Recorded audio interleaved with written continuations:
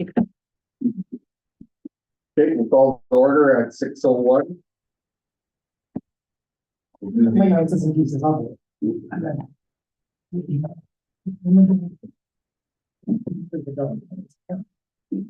We're going to do the organizational meeting first. I think you're saying if you could, you see, sorry. Any questions or concerns? Maybe making things difficult. Thank you. Sorry. Either adoption of the agenda. Dr. Earl, all in favor? I've decided that we're gonna leave all the posts the same for the last year.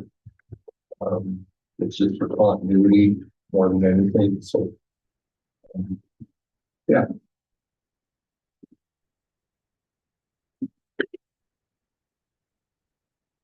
Everyone seems to be doing a good job with what we're doing and how it's going, so.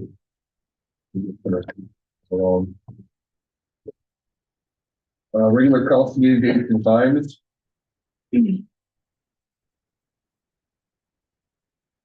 Nothing out of the unusual. Mr. Mayor, Place you are talking today. Take one through that. Huh? I'm just wondering, this year we didn't have that meeting in July. Is it necessary, to have a meeting in July? The information meeting? We can discuss that at that time. Okay, just leave it as scheduled and just, okay. So council meetings will be November 12th, December 10th, January 14th, February 11th, March 11th, April 8th, May 13th, June 10th, maybe council, that's my birthday. July 8th, August 12th, September 9th, October 14th. All in favor of those dates? Oh, I guess I need a motion for. I'll make that. Council Warwick, all in favor? Carries. Information section meetings. Same drill, October 30th. November 27th. January 29th, February 26th, March 26th, April 30th, May 28th, June 25th, June 30th, July 30th, August 27th, and September 24th. Motion. Council Olson, all in favor? Carried.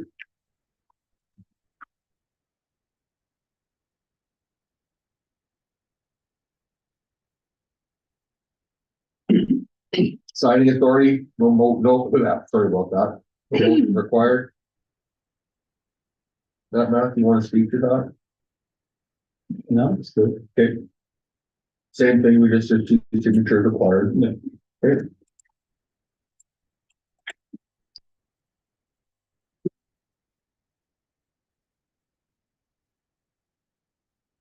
Get your appointments. So on Council Warwick, July 1st, 2024, February 28th, 2025. Councilor Farrell, you'll get your ticket to CAT March 1st to October 31st. The motion to that effect, please.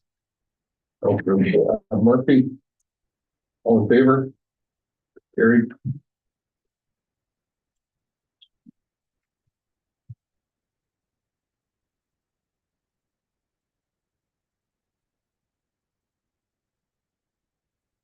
Council representative appointments, as I said before, we're going to leave them the same as we had them before.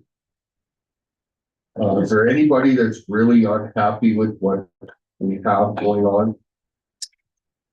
Before there's council committee appointments before that. Oh, sorry. Mr. Mayor. Sorry about that, right? Have we ever had a personnel committee meeting, Mr. Mayor?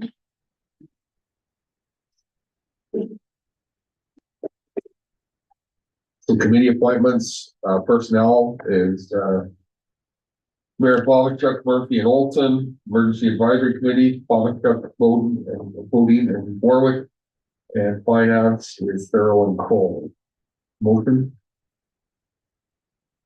Councilor Farrell, all in favor? Carried.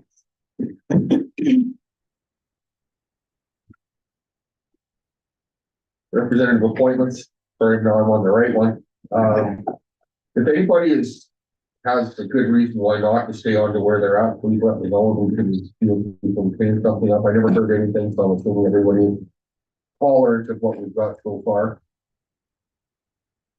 I'm not gonna read through each and every one of these, so recommended motion, committee board appointment as I'll make that motion, Counselor Mr. Warwick. Mayor. All in favor? Carried.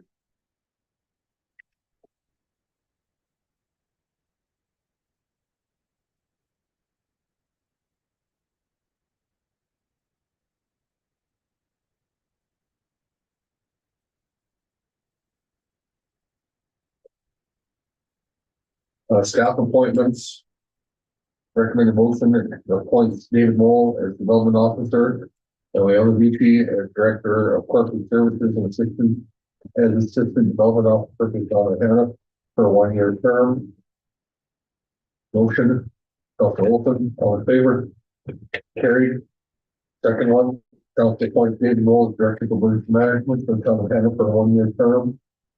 Motion, Councilor Murphy, all in favor? Carried. Congratulations.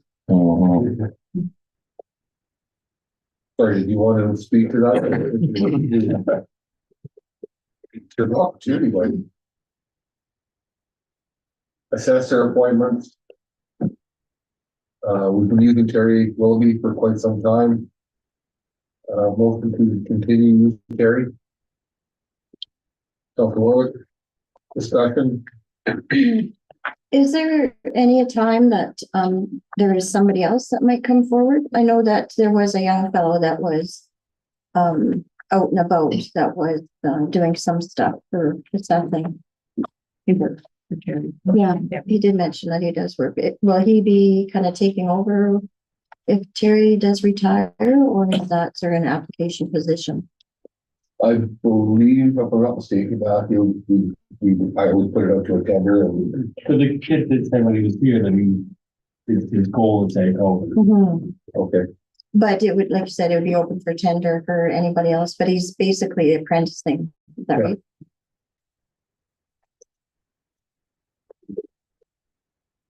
to designate Terry as our municipal assessor. Councilor Turtle, all in favor? Carried.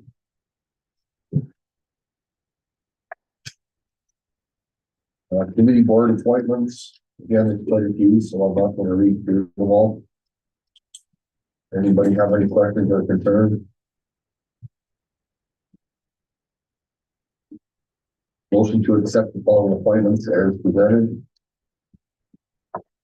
Councilor Warwick, all in favor? Carried.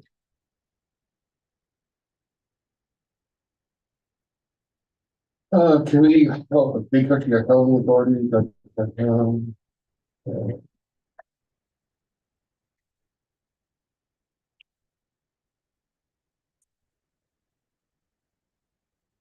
wrapped up that meeting in a nutshell. That's not regular council, that council role is not the same. And during the meeting at 6:09.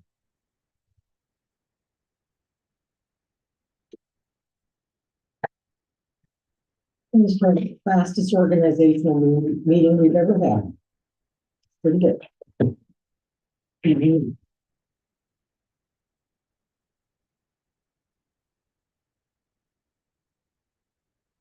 Not technologically advanced, so I have to open it.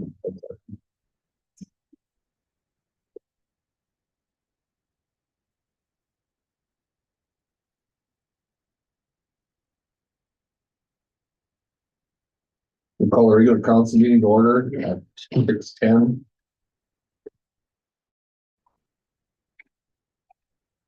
I believe we have one addition to the agenda, correct? And camera second. yeah.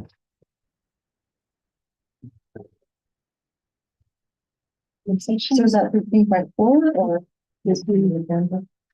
Full session will be under 13.4. Yeah, so they've already been listed on the agenda. I think it's just the three things. So this is the three, yeah, it's just the three. Okay. Yeah. They're always-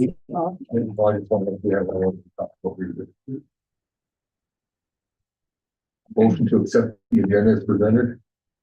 Dr. Bowden. All in favor? Carried. Delegations. Seeing none. Public presentations. Okay.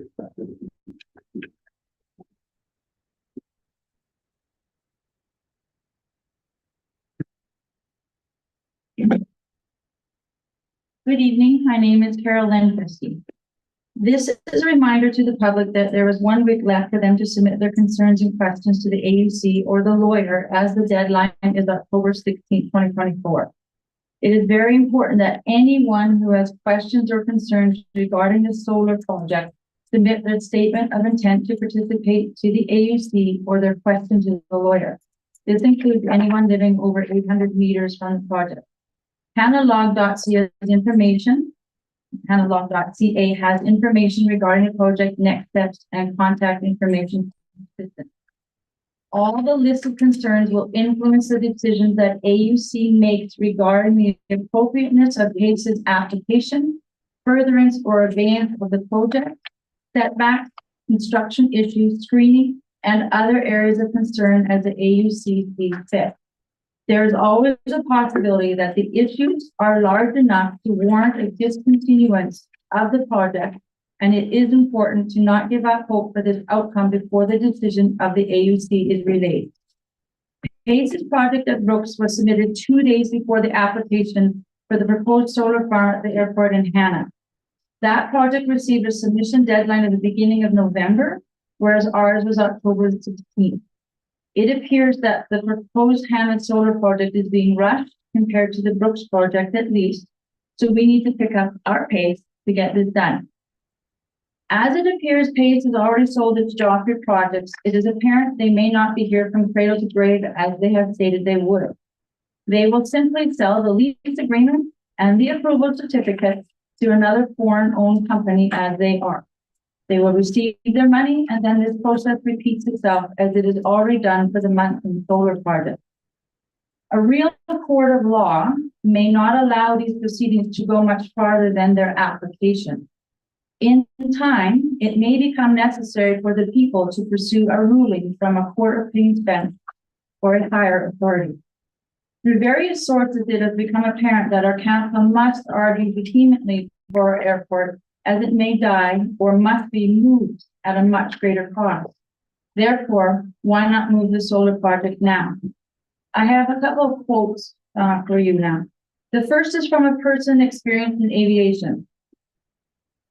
A large section of the panel area must be removed to not restrict the forced approach options in climb out from runway 30.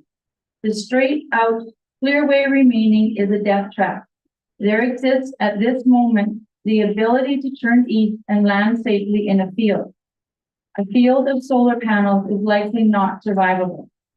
The PACE proposal commits the dead stick pilot to choose death via crashing into the river or the house of the head, which may kill more innocent people. The project supporters must be held accountable for their unwanted and inappropriate intrusion to the safe operation of aircraft at the Hanna Airport. This means accommodation for the occasional and inevitable engine out on climb out from runway 30. A quote from someone familiar with AUC issues is next. So if someone in a plane cannot go east and must go west, they will 100% die due to the field now being covered with solar panels. This opens the town to being sued, along with PACE and the AUC. If the town makes a big thing, and I do mean a big thing, and AUC still proceeds with the project, the town cannot be held liable, only the AUC and PACE. End of quote. Upon the behest of the citizens, it may be essential to petition for a plebiscite as administration has dissuaded commencing such a project.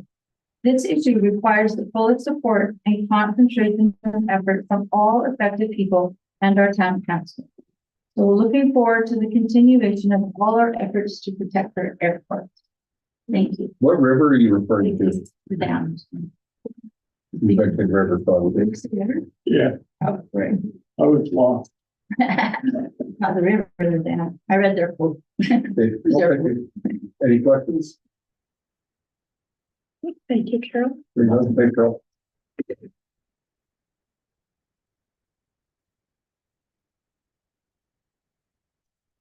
Has everyone had a chance to look at the minute regular meeting of council on September 10th, 2024? Any errors or omissions? Dr. Murphy? Correspondence 12.02. It's Ainsley Zayak with a C at the end, not Zayak. So her name's just misspelled.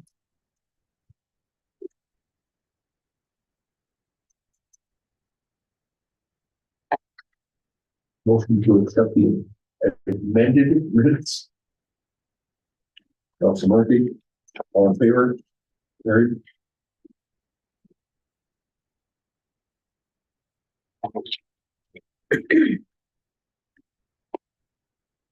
Accounts payable.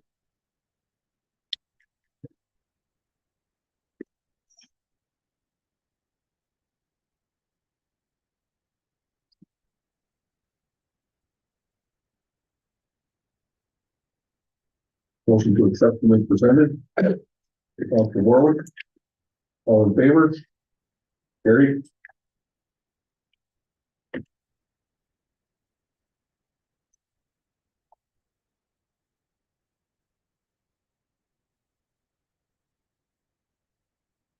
Statement of revenue and expense.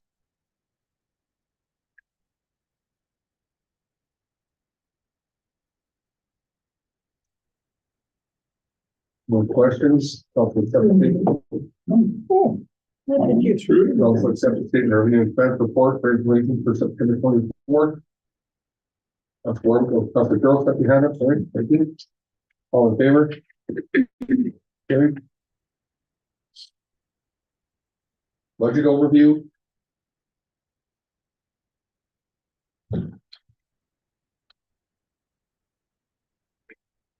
right. Dr. Golden? I have a question.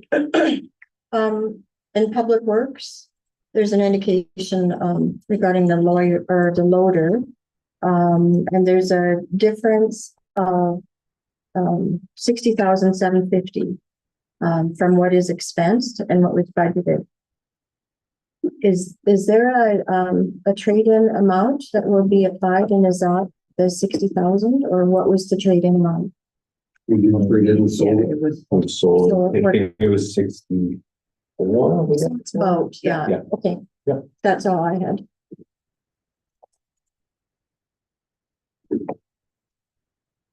Oh, that's just I should have. Motion to accept budget overview September 2024 for information. Dr. Warwick, all in favor? Carried. Capital budget update.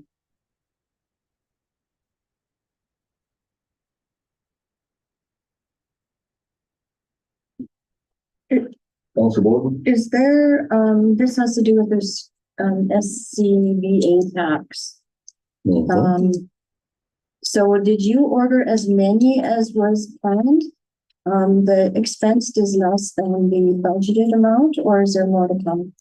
There might be a few more things to come when we put them in service, but that is the bulk of it. Yes, Counselor, we had 3 companies interested, 3 individual quotes with a lot of different things. It was, but when we got into comparing apples to apples, yes, we were able to recognize a savings of $76,000 over what we budgeted. So You're welcome. will that come back to us? Does that go back in the fire? What we're hoping to do is use it into reserve, equipment reserve. For the We fire already department? have commitment from special areas to their. Still in our budget. Yeah, no, It doesn't get put in the- I don't get it. no, well, No, but but you want it. there was a lot of work put in by my officers and myself on No, this project, and Yeah. Brent can attest to how much time we spent at Alberta Fire Chiefs Conference just Yeah. on this one item, correct? Hours? yeah, and I apologize. I wasn't making short of the efforts that the fire department puts into our community. And and the training that you are able to provide throughout the region and such. So, no, it's greatly appreciated. Plus you fundraise for a lot of that money as well. A lot of the tower stuff, yeah. Yeah. The packs, we're having some fun trying to get radios that are, only certain radios will work with the packs with Bluetooth technology. So we're still working on that. So we may see an increase on some radio equipment that we spend some of that money on too, but So like towers or? no, just The, the packs talk to their radio that you carry in your jacket. okay, They talk to each other wirelessly through Bluetooth, so only certain models work. okay, And that, so we haven't purchased that yet. We're actually, the packs haven't been put in service until the end of this month. Is when we get our in-house training direct from MSA comes out. And that was part of the deal, was that they had to come out and do a full day of training and orientation. and so right now you guys are going through a lot of training, is that right? Yeah, we're always going through a lot of training. Perfect. Thank you. Motion to accept budget overview. Call. The bylaw vehicle that was purchased. I thought it was in tip-top shape. Ready to go. No, it needed some tires, we knew that. And then the air conditioning failed on it. It turned out to be a relay. So nothing major, but it took a little time. Other than that, we just did an oil change and stuff on it. So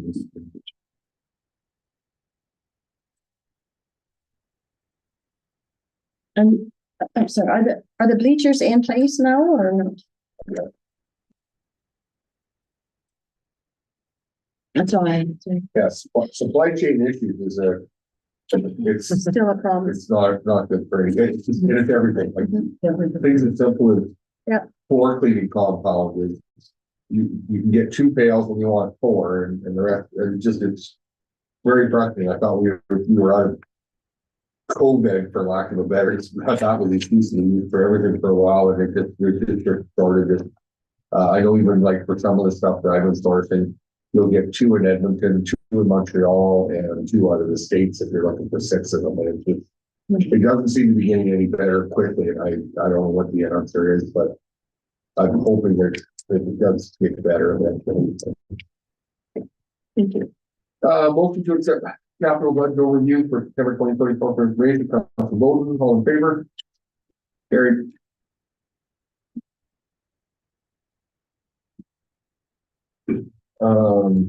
People, no, what?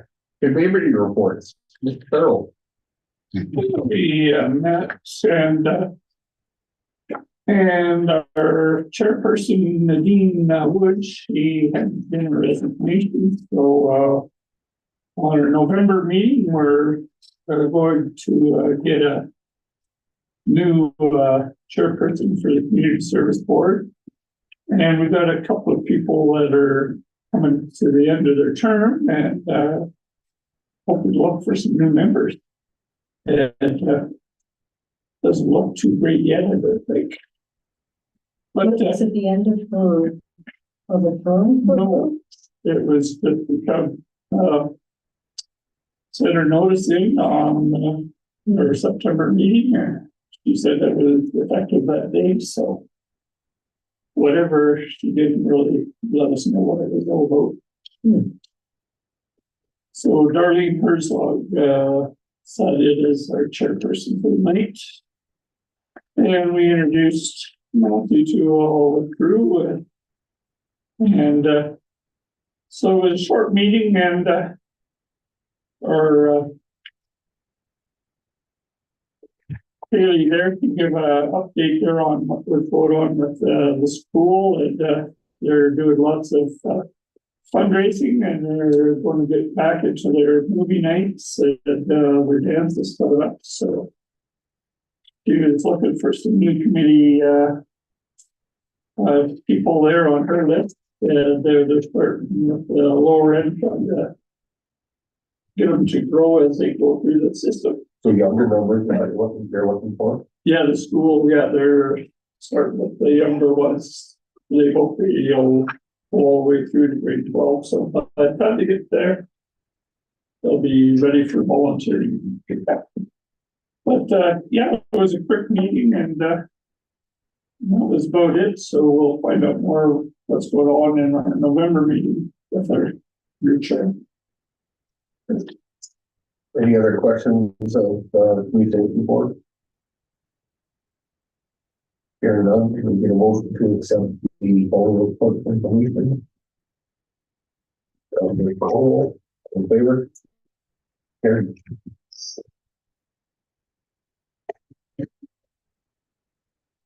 Senior Administrative Official Report. Matthew. Yeah, through the chair, I had a busy month, my first month here, so been dealing with the solar project. We've been talking with pilots and Can West to get their opinions and feedback on that, which I forwarded to council, their emails and their correspondence. I've been attending the meetings, weekly meetings on the Main Street paving, what's going on there, what they're dealing with. Attended the fall convention with AB Munis, met with Hanna Steel Clubs, met with them, and it's going to be coming up to our agenda soon that they're looking to replace the blocks at the pool. Talked to Harvest Sky Animal Rescue. We're going to help them promote what they do, try to attract some new volunteers to their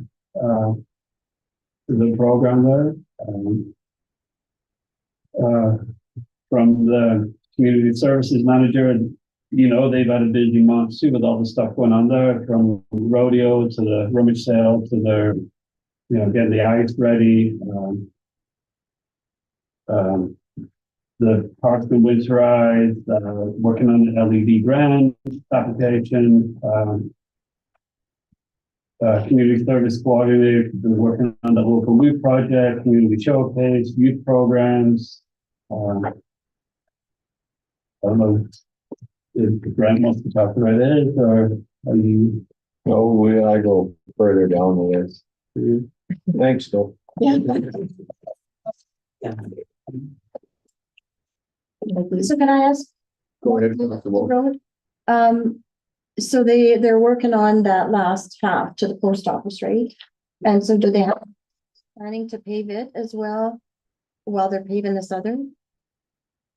I think they want to do the top layer all together, right? That's the plan. Well, that was the plan. It changed a little bit, so they're doing the second lift here and the next block because they would like to have the line painting and prop block painted before it's too cold. Yeah. But the hope is once they get further down, they'll be able to do the first lift, the second lift, and then Mudrock can come in and finish doing the sidewalks. Okay.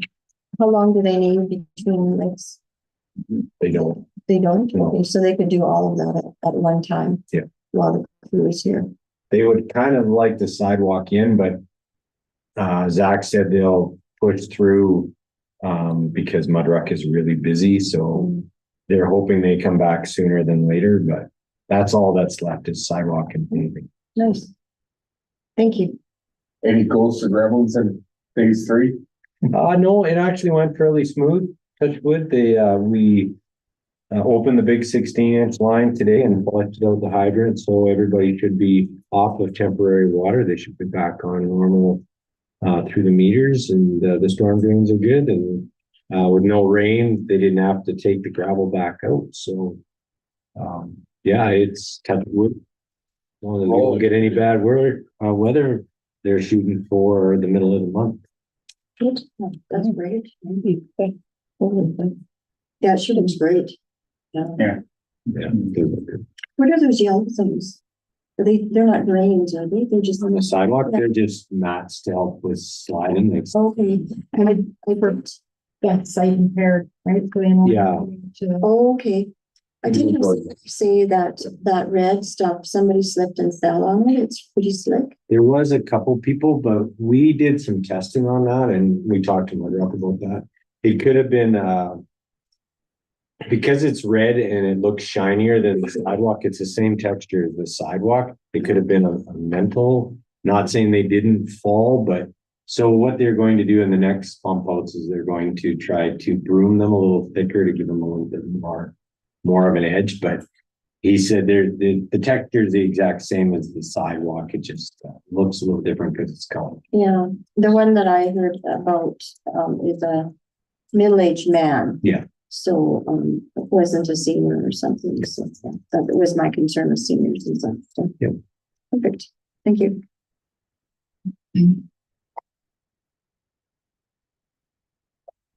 Next time, Mr. Mayor? Your turn. Oh, hey, are there any other questions about Matthew and Parks?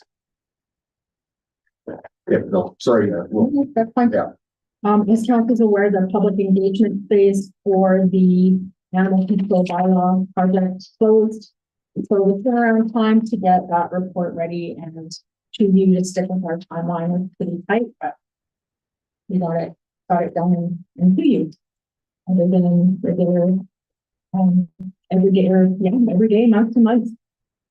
And the plan, I have nothing to add, but I will entertain questions if anybody has any for me. Thank you for the report. Yeah, that's good. Really, really good. Were you going to go through that when we come to the actual bylaw? The result?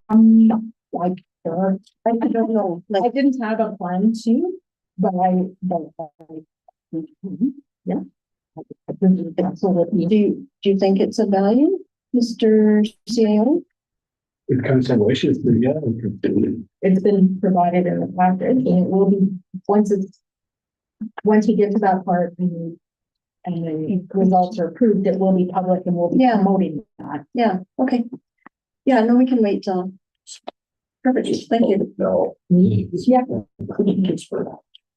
The night after our public hearing, I probably had 5 people call me going, I didn't know anything about it. And I said, well, that's funny. I said, get 7 people that knew about it, that weren't in favor of it, knew about it. I said, you being in favor of it, didn't know about it. Whoa. We did get quite a bit of pushback, or not pushback, just different weeks after that.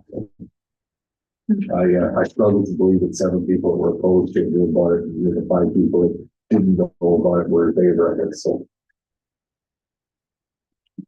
Anything else, Laura? Not today, Mr. Mayor. Perfect. Lots of comments. I'm sorry, we'll get to the report. I'm just scrolling through here. It's in here twice, I guess. Yeah. Okay. They were good comments. So many Yeah. were very well educated. They were not looking at KFC. Yeah, that was very helpful, having the comments in there, I found, so that was very useful. As well.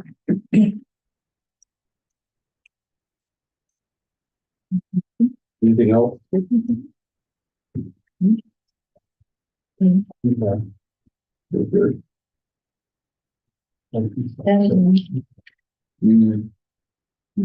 Just to add, I'm in the process, even though I'm not doing a report today, I went through and answered all 61 questions. Still working on it. Gonna have Matthew look it over before it goes out to anyone.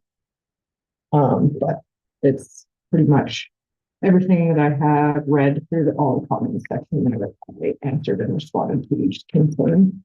Whether it's been related or not.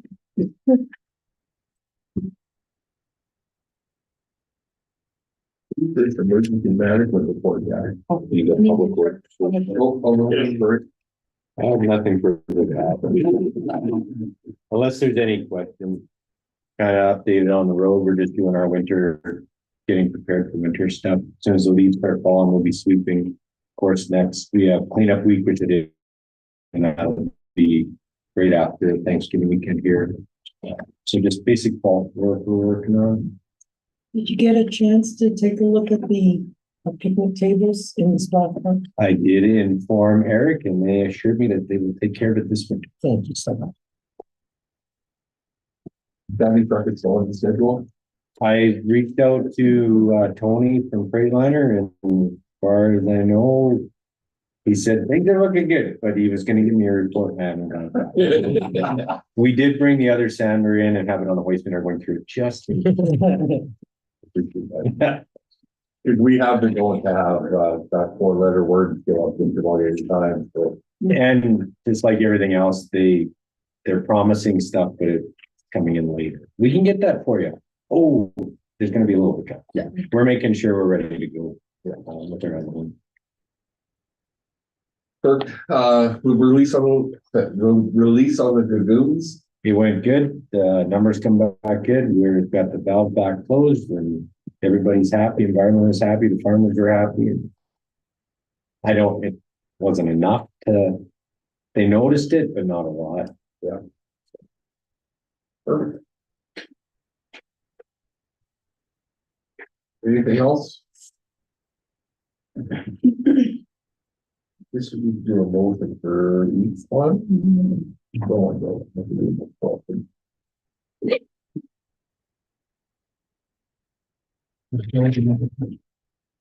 Sorry. I could do a motion. Okay, motion to accept administrative reports for information. Council Bowden, all in favor? Carried.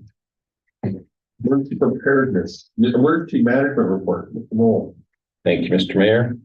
It was a short report, as you noticed, because it was summer and nobody does much in emergency management except respond during summer. We did have an agency meeting in Oyen on July 16th, which was well attended. Our next regional agency meeting will be on the 29th in concert of this month. And several of us will be attending a crisis communication workshop this Friday. Okay, some are on Thursday, some of us are on Friday. You're Thursday? Nice save. You're Thursday. The CAO, myself, and the mayor are all on Friday because we didn't register as quick as the comms girl did. Yeah, damn keeners. We're hosting an incident command system, ICS 200 course at the fire hall here in Hanna, November 4th and 5th. That's a regional. Hope to have a lot of Hanna staff in that one.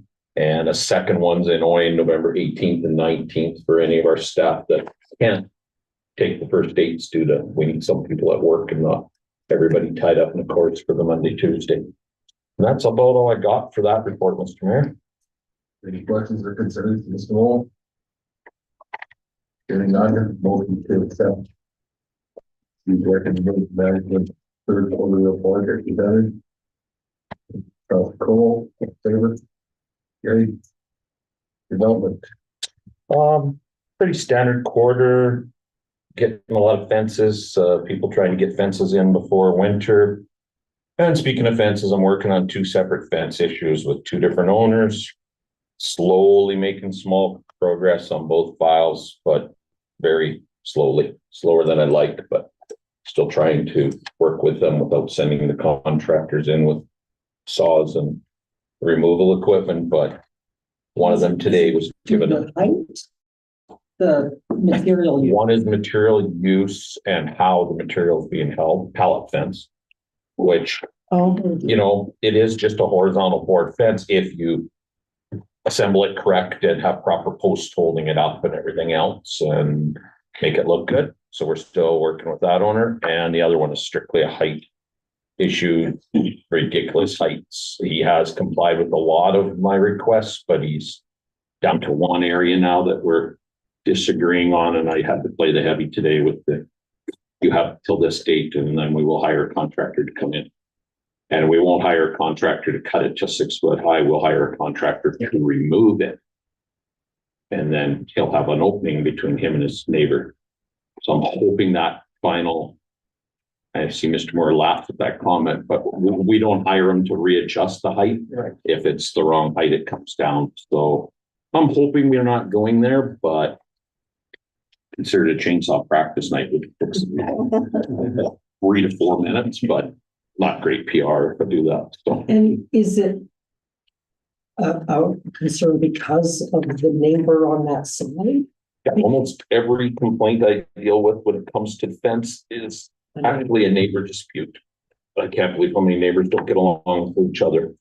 Almost always, if you dig into it, I've had people put up a 5 foot high fence, and then their neighbor puts a 6 foot high fence up beside them, and they're mad because they have to look at the backside of that 1 foot. I can't believe both of you spent great money building 2 wood fences that are tucking each other.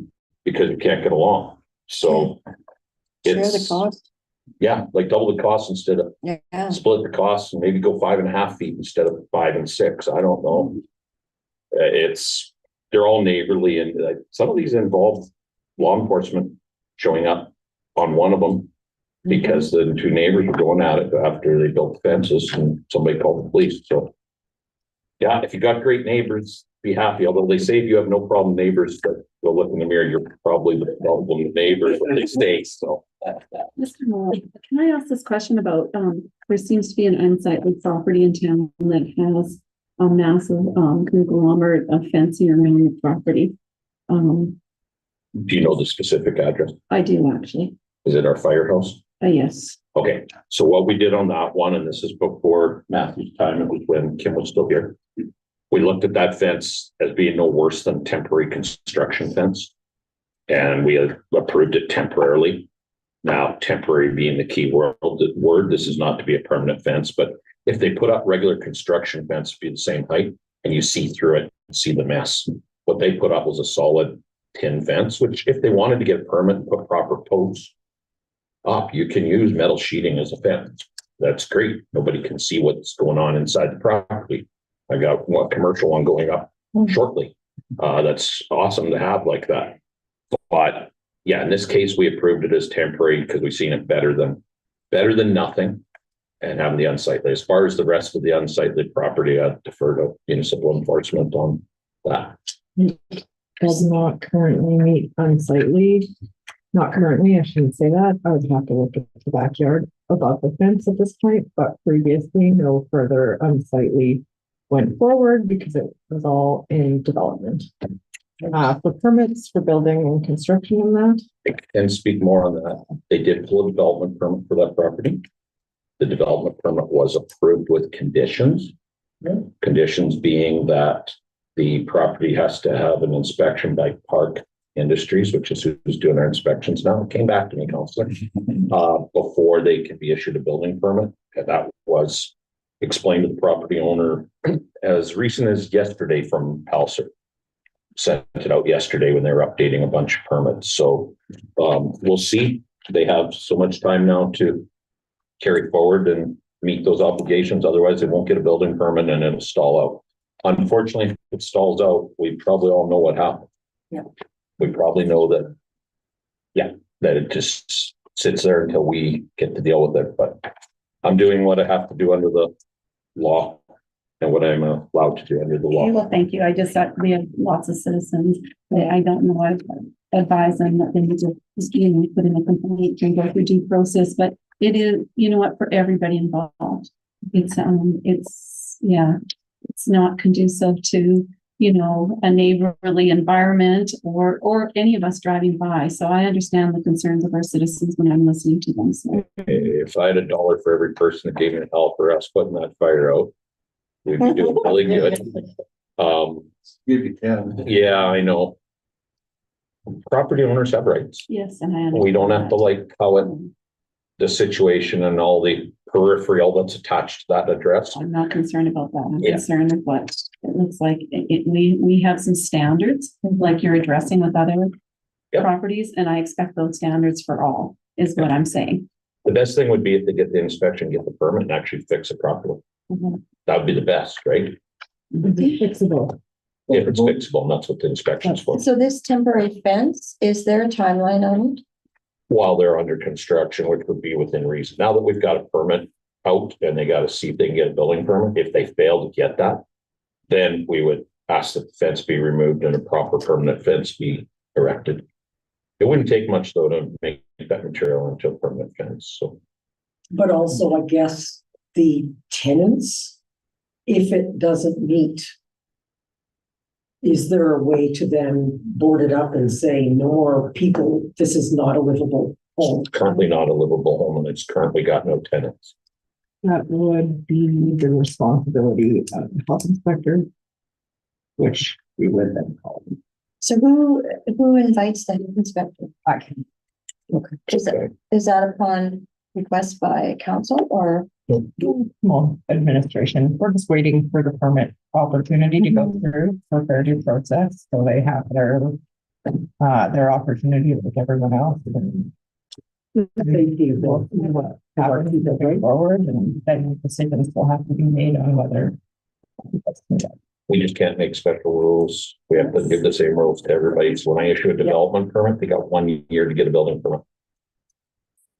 And that's When just, was the fire put in? So when did that happen? That was in you remember the last fire 23 permit? or? Was that 23? You know what, mid-December 23. Yeah, it was up 23. Yeah.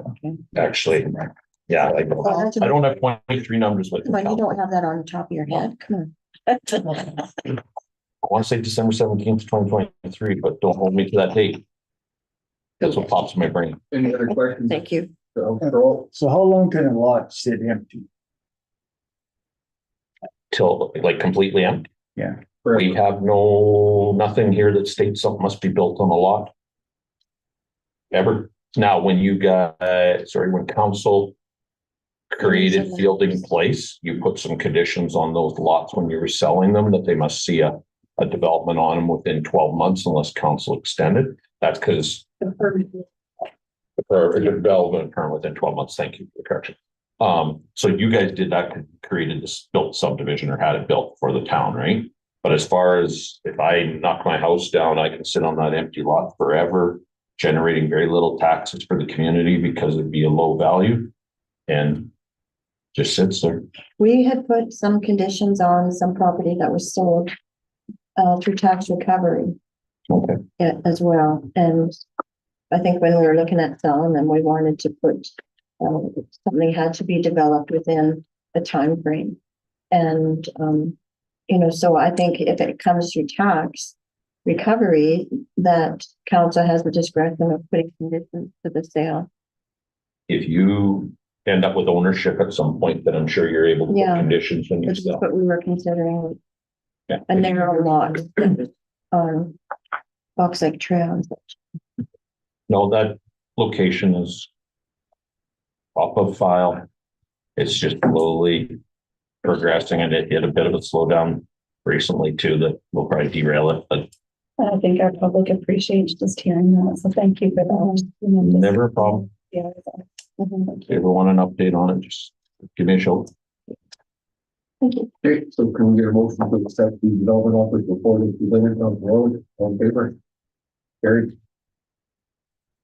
Fire. All right, as you can see from the stats in your package, our third quarter was a little busier this year compared to last year. We had 47 incidents in third quarter compared to 41 previous year. Most of them were grass fires, followed by MVA rescues and then medical assists. As most of you are probably aware, we did have several members deployed to Jasper to help deal with the aftermath of the wildfire that destroyed parts of the town. We weren't there when it hit. We had one crew in for a week and then another crew in for 5 days. So that was in partnership with Special Areas. The first crew was one from Hanna, actually two from Hanna, one from Oyen, one from Veteran. And then the second replacement crew ended up with 3 Hanna and 1 Special Areas, if I remember correct, or 1 Veteran. Sorry, 2 Hanna, 1 Special Areas, 1 Veteran. Membership update, we're sitting currently at 30 full members. We did host an awards night at Fire Hall last Wednesday. We had 15 members that were awarded a variety of years of service medals and bars. Again, thanks to the mayor and CEO for speaking at the event. We found out how much our CEO loves public speaking, so we'll be making sure that we get him up there again and more opportunities. And thanks to you counselors that were able to attend. Your presence was noticed and appreciated by our firefighters, so thank you. Training update. I attended the Canadian Association of Fire Chiefs Fire Rescue Canada conference in September. Had a lot of really good networking opportunities during the 4 days. Mentioned to the CAO about getting to really have some quality time, getting to know the new fire commissioner for the province of Alberta. So that was great.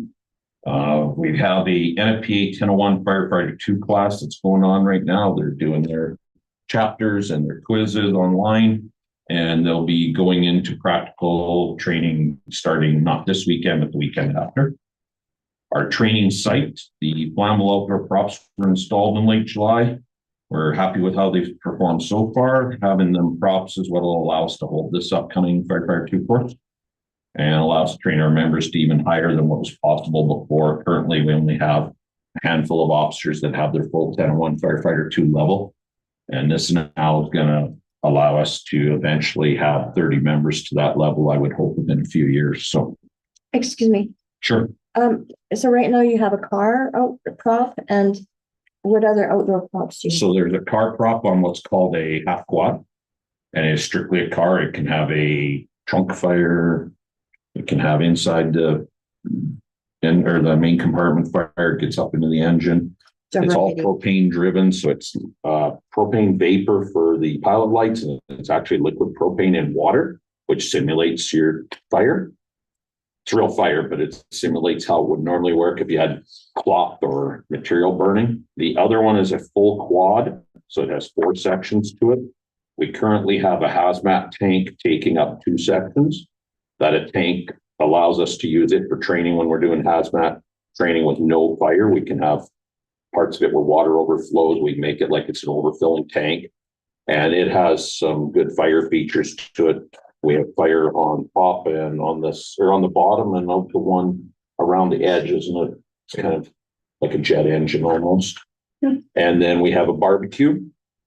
We wanted to try to keep it to stuff that is applicable to us around here. So every house has a barbecue sitting on it, and it has a fire that's got me on the deck under the barbecue, simulates that. And then the propane bottle that sits on it has got a real nasty fire to it. It's quite the problem.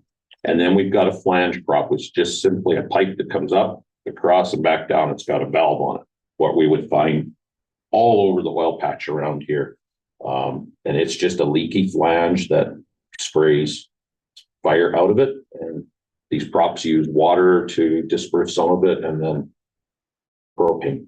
We've actually got a lot of flags within the community anywhere where there's Delta Gas has a riser, for example, behind the hospital, the building. By the community center. By the medical clinic, there's one. There's multiple places where within the not just the oil patch. So I mean, it's not an industrial application strictly. So. And all we're doing in those cases is trying to control the fire. We'll do what's capturing the flame. So we'll come in, try to start real wide distance back, work our way in to where if this is the nozzle or where the fire is, our nozzle could be that close. With live human beings hanging on to that. Don't do this because you're going to get burned. They'll capture it, hold it there, blowing it back. So then somebody else can come in and shut off the valve.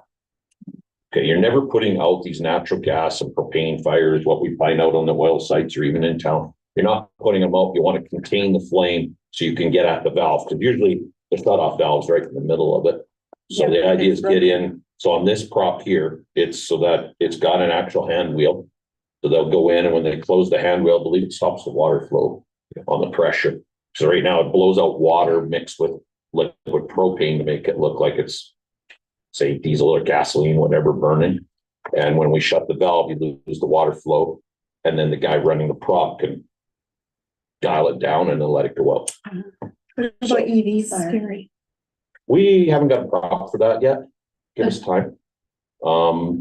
So far, electric vehicle fires touch a lot of wood. Have been far and few between for us. Yeah, but it's more and more. They're coming, And with the new the construction out along Palliser Trail, but usually it's not in the charging station that's the problem. Usually the problem is going to be when they're involved in an accident or been left to go what we think is dead, or the low voltage battery dies and the high voltage battery doesn't die and it's now lost its brain for cooling, and something starts to overheat and we get batteries going in the thermal runaway. There's been lots of courses on it. Right now we're working with an outfit through Palliser Economical Palliser Economic Partnership. Who's our PEP council? Working with them a little bit. They were trying to bring something in, and we've been met when we were at FDIC. A couple of us met with the instructors and the group that actually is doing it out of Ontario, and we're hoping to partner with the guy in Banff that has a good Tesla training prop, and looking at down the road bringing in and doing some serious amount of training on it. Right now, I haven't put a lot of time on it because we've had one. And the only reason we had Yeah. the one was because it was a test vehicle and they brought it to the test track south of the power plant without telling anybody. And then when it caught on fire, they really, really, really wanted us to put it out because it was worth, do you remember what the value was? It was crazy. Like $300,000 for this one ton truck. 340,000. It had 2 battery packs, one on each side. One was on fire. Cause I said to the guys, well, put out the grass fire, let it burn. Like it's going to burn for days. When they got down there, these guys are begging them, please try to save this thing. And they did. But we had one of our trucks and one of Homestead's Cooley's trucks on it for 8 hours. Yeah. 8 hours. And they just kept putting out the box of the truck. Wow. And every time it caught on fire and the battery, sometimes I got film footage. You go from here to that corner outside the door, just throwing flames straight out. Wow. My real concern on them isn't putting them out as much as when they're in your attached garage. Yeah. Right now, talking with the former city of Toronto fire chief and with some other city, they're having a hell time because they're in the parkades. Oh, you're not kidding. And now you get this on fire in the parkade. And if we get one on a garage right now, we would knock it down, hook a winch cable on it and drag it out into the street or into their driveway. And if we have to let it burn there, we just let it burn and deal with the consequences How after. do you it goes even out. get close so to put it? Lots of hoses, like how we're practicing on our car fire to hold the flames. So Lots of dangerous. flames and go in with a grab hook and just slam it in and get out of there as quick as possible. Yes, it is dangerous. Holy Now, just last week with the hurricane issue, my niece is in Virginia, and I know there was an article that was posted about the vehicles that got flooded that were electric. Yeah. They were told by the fire department not to go near it and call 911 if it was underwater because it's causing them to blow up, explode. The batteries are exploding. Have you heard about I that? haven't heard of the batteries exploding because of being submerged. I've heard of all sorts of electrical issues transferring where guys take the voltmeter, then touching it to the side metal of the vehicle and getting high voltage in the sheet metal of the vehicle. Test, like I say, some trucks in particular. That's what I say here. But I haven't heard of them just exploding. What they usually do is get burning, and this thermal runway, think of a battery like having double A's in it. Yeah. Maybe 600 or however many thousand. And each one of them has to burn one at a time and just keeps going through the pack. That's why they could take hours. We're going to see with containment with towing companies where we're going to have concrete, 3 sides concrete, 1 side with a movable steel panel. And that's where they're going to have to unhook these vehicles eventually. And unlucky for them, that happened where the fire chief and the development officer had at the same time, because they're not going to get away with it. Like, we're going to have containments eventually. Granted, the tow companies, so when they bring one of these into town, it's isolated. If it catches on fire, it'll just be a lot of smoke going on. I watched the video game on that. There was a basically a good tank, what they were doing, technically they burning the vehicle up. Yeah, so submerging it into it. Trouble is, eventually you want to take it out of there because you want your containment thing back. Yeah. And then the vehicle lights on fire. Oh. They're having some Yeah, I terrible. see that part of it. I didn't- Yeah, there's some guys making 30-yard garbage dumpsters like our two in town have, with a winch at the front, and you hook a cable, you tow it in, you slam the back doors and they're waterproof, and you fill the 30-yard bin with water and leave. Well, now there's a 30-yard garbage bin sitting on 6th Avenue with a car in it, and it's the owner's responsibility to deal with that and to clean that up. Well, now we've got how many thousands of gallons of contaminated water? That's gonna have to go to CCS. Still got to deal with the vehicle. What's it done to the, our biggest issue now is gonna be if we drag them out on the street, it's gonna wreck the pavement. Yeah. Right? So, and I'm not opposed to having them towed if we've got them out, and then tow them somewhere where we can set them out in a gravel yard where nothing's nearby, and whatever happens, happens. But there's a lot of, our National Fire Protection Association, NFPA, is going to be developing more and more standards on this. It's all behind they introduced the batteries, and when I was at a course on these batteries specifically in April, they're telling us that the next battery technology is about 10 years away. Before we see a good replacement battery for what they're doing now. So, Ford lately for a test drive, and the battery technology is taking, but it's still the same base okay. battery style. They're saying 10 years. So we're going to have 10 years of this junk out there. In the cities, they're having a real time with all the little scooters. And they're taking the scooters and e-bikes, which we don't have a ton of them around here. We do have some. They're taking them on the subways and then they're catching on fire in the subways. When you're underground on a subway between stations. So there's a lot of issues with them. So we're on top of it. We're just The plans of the future. plan for the future. Expect our training requests not to go down anytime soon because everything's getting more challenging, right? So what's the toxic? Oh, I was really hoping you weren't gonna ask that one. There's a new chemical that's coming off them and our gas detection equipment doesn't pick it up. But we're going with the mindset it's electric vehicle fired where SCBA and decontaminate afterwards, treat it like worst case scenario. It's a Hydrocarbons. it's a different one. I've never heard of it. But you remember, Brent, they talked about it at conference about us. Of course, they're trying to sell us a new detector that would just do that one. It only can do one chemical. It can't be a forehead mixed with anything else. Can't adapt our current technology to it. It's another standalone. I'm like, yeah, no, it's on fire. It's bad. We're not going to buy it right now. So, but it's just all new, nasty crap that's out there. On that note, Thank you. On global doing a hazard sleep on that for the community. Okay. I know in our point, we used to do one with the fire department and the local grocery store would sponsor it and so on and so forth. And you bring in a trailer unit that either had paint and one and use boiler or other batteries and all this. I would imagine the technology probably changed greatly. There's probably 5 or 6 outages or something. I know talking to Sean at the waste management and having a bit of time with lithium-ion batteries, Which is what we're talking about here. yeah. So basically, proper disposal of them, and unfortunately, some of the garbage is the proper disposal of them. Is there any thought of doing that, or we could be interested in partnering with somebody to do that? We could look at it. We've never done it here because Big Country They have, always looked after it, always had stuff out there. You bring it out there. They would do a specific, sometimes a Saturday or whatever, just designated to that. And I know Thon hasn't done it now. He does have lithium batteries. When I had a tablet battery go where somebody had a tablet that I can't remember if it got dropped or just exploded. Sorry. It was her husband's tablet. And they, when I talked to Sean out there, they were willing to take it, even though it was damaged, which kind of surprised me. I highly suggested that they keep it in a separate barrel from the undamaged lithium ion, because once you start a pile of them, they're all going to go. So Sean has been working on a little bit more stuff with lithium ion, but again, they're in the same boat we're at. They think, without knowing 100% for sure, that that's possibly what started one of the fires in Youngstown a couple of years, or in the last couple of years. That one of them, who sits on that? We sit on. You two? Okay.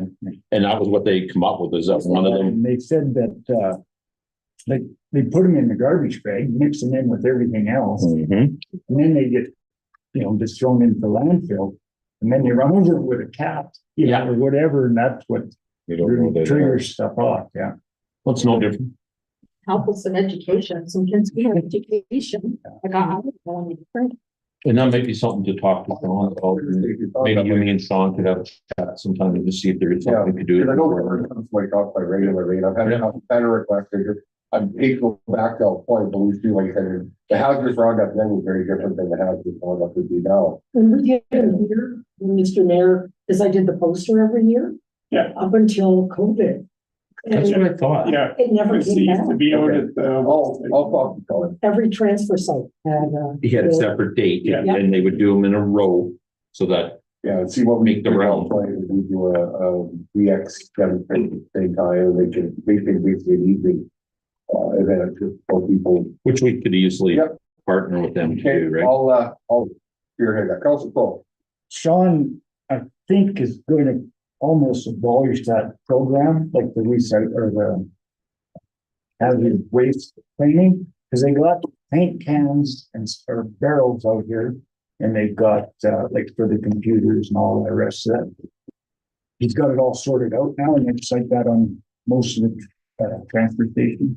And so I think it's up to you yourself to distribute it properly. Well, I think if we can make it an awareness, a more awareness thing, and we can, like I said, showcase a VX or Yep.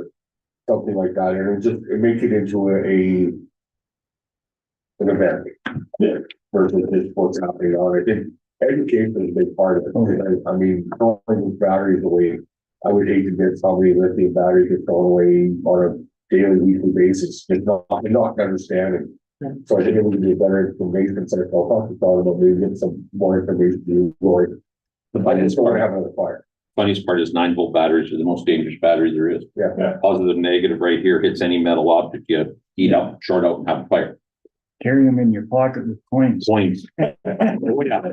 Pocket heater in a hurry, Yeah. right? Like, till you see some videos, I never used to worry about 12-volt battery. Now I duct tape, like 2 wraps of duct tape around a 9-volt battery to throw it away because if there's any energy left at all and it hits anything, it'll start a fire. Okay, sorry to get off track. That's okay. I got You got one more to go? a little tiny bit more. That's okay. Questions are good. In other news, one of our members, Devin Booz, recently competed at the Fire Fit Championships World and National Finals held in Kamloops and did remarkably well. He finished first in the volunteer category, third in all of Canada, and fourth in all the world with an outstanding time of 1:19. Look at him, he Yeah. looks like he belongs in Hollywood. Yeah. He's built like Chris Yeah. Hemsworth or something. And he's taking all his medical training, and the odds of us getting to keep him here are slim to none, but he wants to be a full-time firefighter, paramedic, and a matter of time probably before he leaves us. But and my final note is just a reminder that this week is Fire Prevention Week across North America, and our theme this year is smoke alarms make them work for you. So please test it. Our awareness is working. I had a call today asking about how many smoke detectors I should have in my home, where they should be, and who could install them. So we actually had one senior citizen that reached out to me just before supper, before I came here tonight around 5 o'clock. So campaign is getting seen by some of our seniors, which is great. And now if you got any further questions, I'll be glad to take them. No, that's it. Years ago, we went one door to door. We used to sell the calendars as a fundraiser. Yeah. And the one year we mixed in, hey, we'll check your smoke alarms. Yeah, what we thought was gonna be a one-night thing. What was that, Brett? 2 weeks? Tried to cover the town. It's pretty much the whole week. Oh, it was a lot to try to cover. And because you're doing it in October and it gets dark so early, our senior citizens do not answer the door after it's dark. I do. Our older than you senior citizens do not necessarily answer doors, trying to catch everyone. It was a very interesting time. Yeah, no, I just. And a lot of people do not want us in their homes. So we quit doing it. It's like hazard years. Yeah. Any other questions? Okay, motion to accept, Mr. Mold fire report for information. Councilor Cole, all in favor, carried. Junior education bursary. Anybody had a chance to flip through that quickly?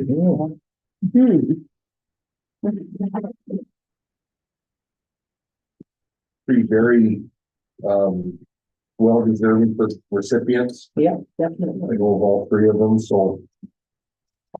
I actually signed the paperwork yesterday for the transfer of funds and.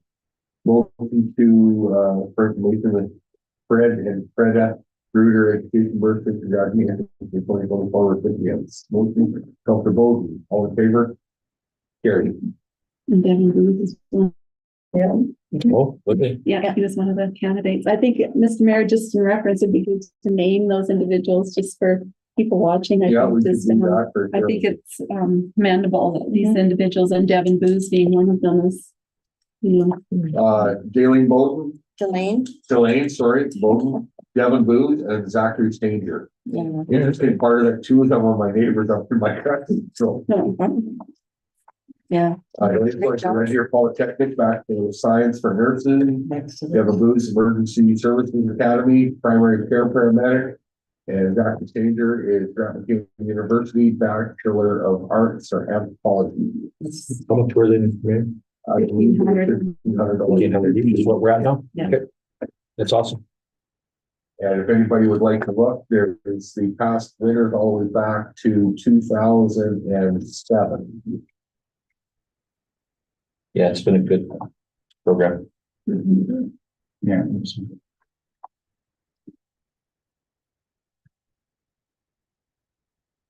Harvest Sky Solar Farm discussion.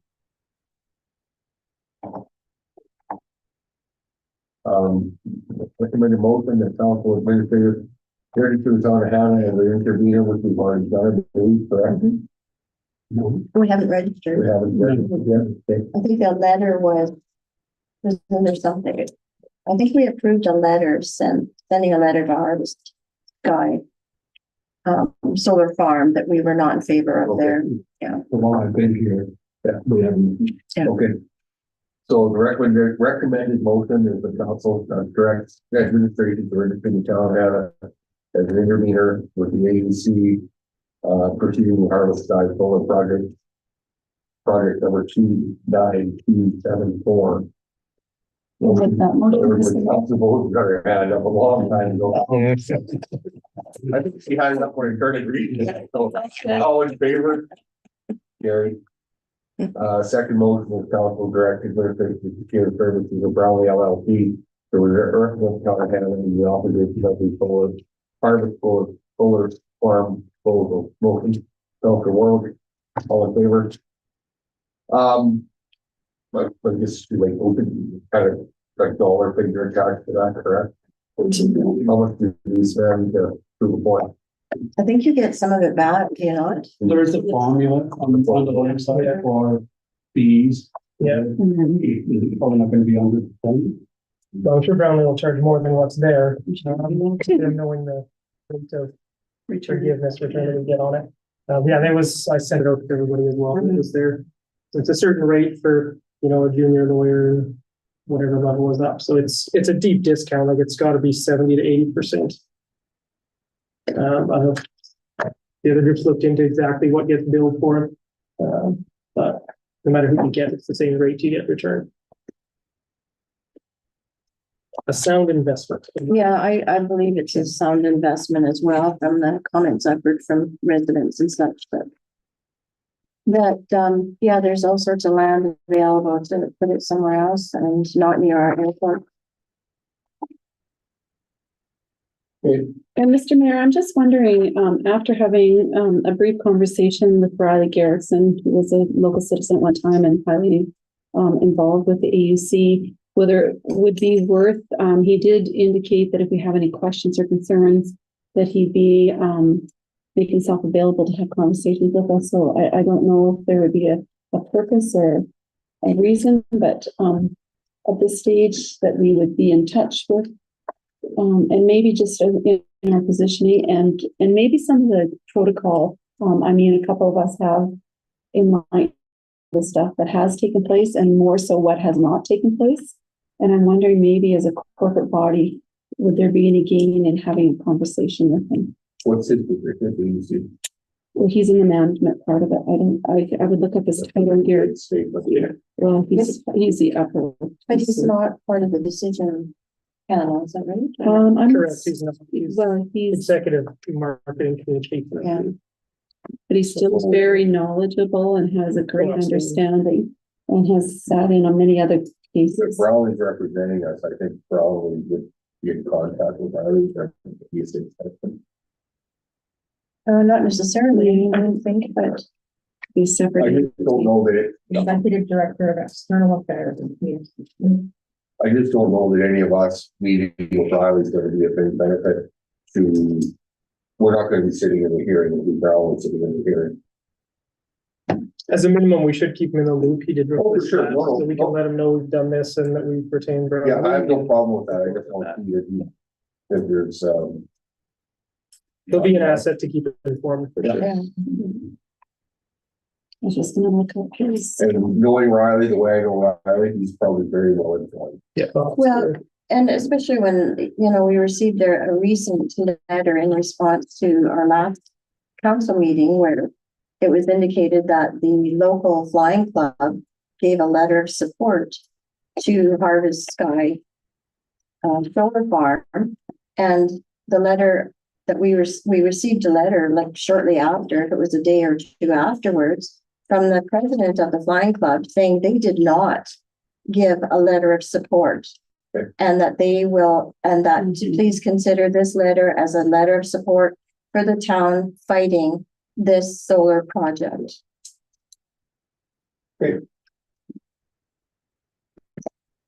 Well, Mr. Mayor, can I Call for what?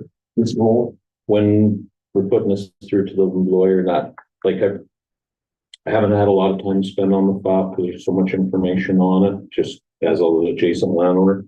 But I have it on pretty good authority that when they're referencing our land use bylaw with AUC, that they're referencing last year's land use bylaw, and they did not use our current new land use bylaw from 2024.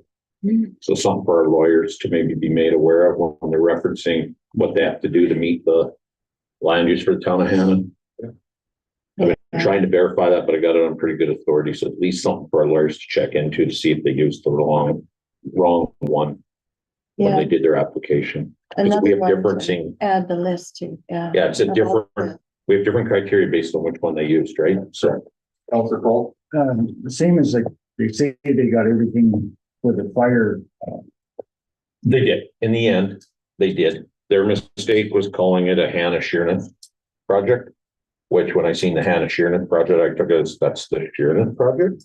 What they were telling us is no, it's the Hanna and the Sheerness project together. it's So called after that, But it's called the Harvest Sky Solar Project. yeah, funny how, and it got changed then. It got changed later on. So I did have a chance to look at it. It's very bare bones, basic. They are not even required under their application to inform us or show us at that particular point in time. This is stuff that we can look at when giving a development permit to them. Once If it comes, they get approved. once it comes to that part, if they get, I'm not sure if they have to come for the development permit before approval or not. I don't know. The information on it's very vague. But when they do come to that time to get a permit, because it is a discretionary use in our land use bylaw, that at least then we can try to put some criteria on it. So we can say we want all access year-round road around the perimeter that's capable of carrying all of our fire units. And The a weight. solution how to put it out. And maybe a so many foot barrier of gravel, weed-free, maintained. So fires that start on their site can't come up. We did tell them we're not going on your site. You can't de-energize them. So we're not going on. If you have a fire within your panels, that's nice. We're not fighting it. When it comes off site, we'll catch it. And that's why I want to see a road around the exterior of it on their property still. That is wide enough for fire engines to go, turn around, and solid enough that it can be spring when the thaw's on and we can still get in there. So it's got to be a properly built to road spec, basically. You can put some conditions on about beautification. So whether you want to see a berm, whether you want to see a fence, whether you want to see trees, just keep in mind, you've got to do it within reason that you would do for any other project, or they'll just go to AUC to say you're just being unreasonable and trying to cost them a bunch of money. That's the same thing that was put on, GFL. Is that to have a berm, to have trees and a fence to hide, and sort of improve the visibility as much as possible. So it won't be out of line at all. I don't think it will be. Except the lumps of GFL are getting taller and taller. You can still see 30 or 40 of them on top of.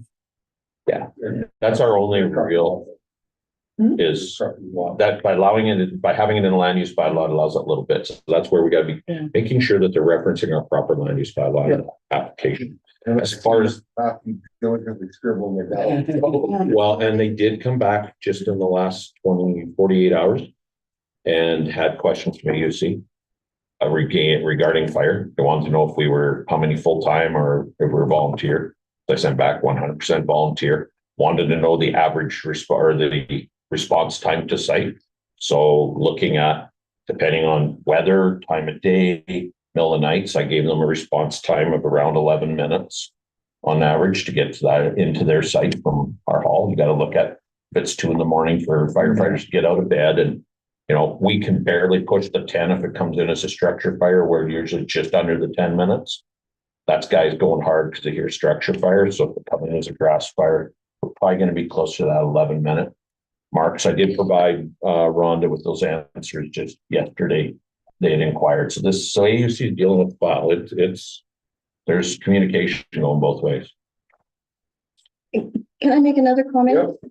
Yep. Just to update anybody that's listening, there was a question to ask, what is the next closest solar farm near an airport? And I believe it was near a unmanned, which is does not have tower control. And Ms. Barron came back and indicated that Red Deer was the next one, and theirs was about I think it was 1.41 meter. No, that's not right.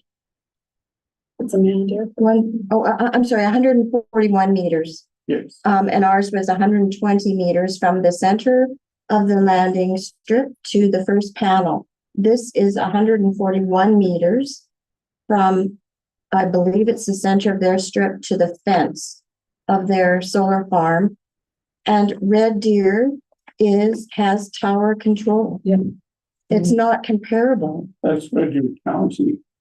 It's not the Red Deer Airport.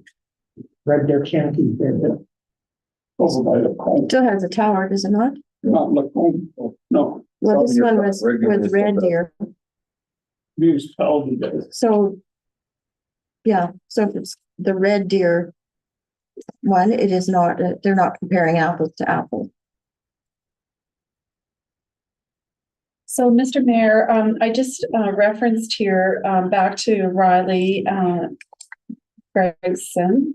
He's the executive director, which includes external affairs and communications. That's the word I read to us.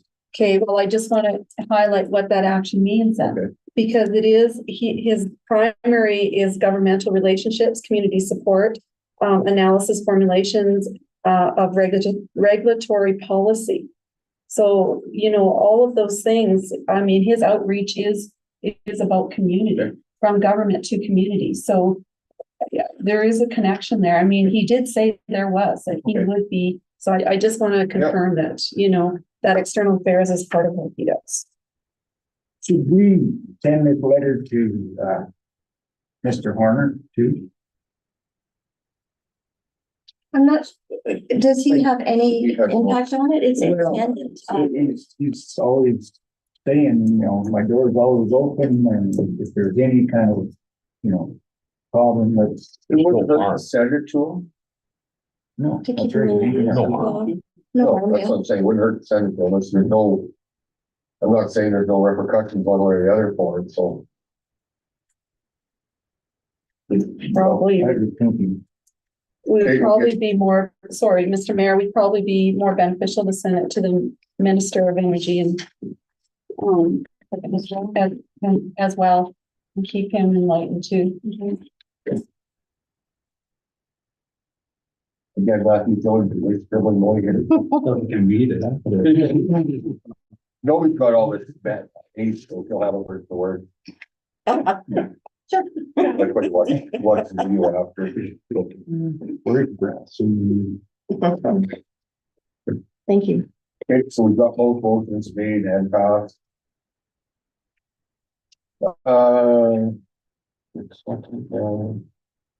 Animal control bylaw 1035/2024.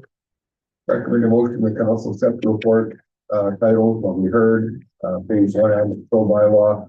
Up to 10/2035 of code 24 for information. Motion.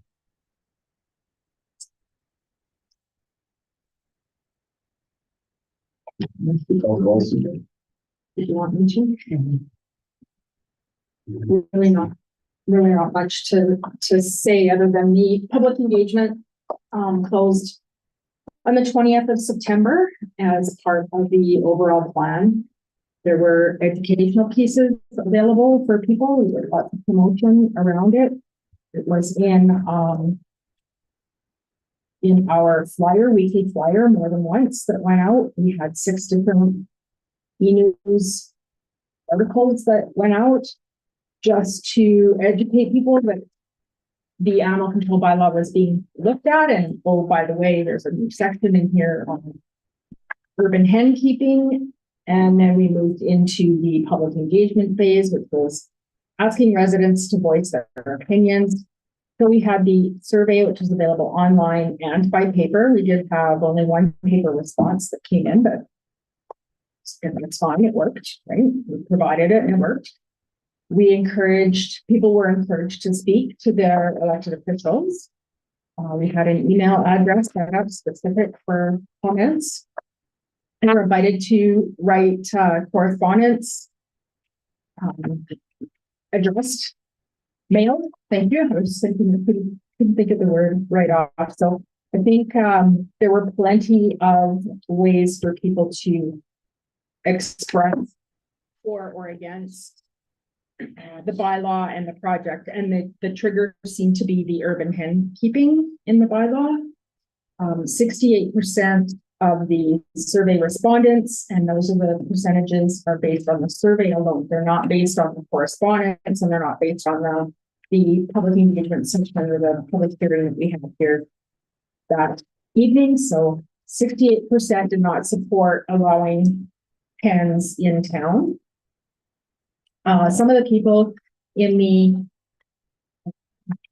comments perhaps didn't really dive into the bylaw material because some of their questions would have been answered in the bylaw in terms of, wildlife and how the person having the urban hen license is expected to maintain their property in order to have a license. But regardless, they have a right to submit their opinions as well. Key comments from the public in the comments section was about attracting wildlife and predators, unpleasant odors, the challenges with potential negative impact on property values, and an argument that flatly chickens belong in rural areas. If you do look at other communities, I didn't include this in my report, but just in the research that I had to do to pull this together, there are a lot of communities. Very unusual that we don't have the ability to have urban hens. We may not, if the bylaw isn't approved. Lots of communities have gone that way, cities, and in fact, added urban beekeeping into their bylaws as well. And surprisingly, by the way, the lots in most of these cities are half the size of hens. They're 25, 30 feet wide and only 40 feet deep. So we have beautiful size lots.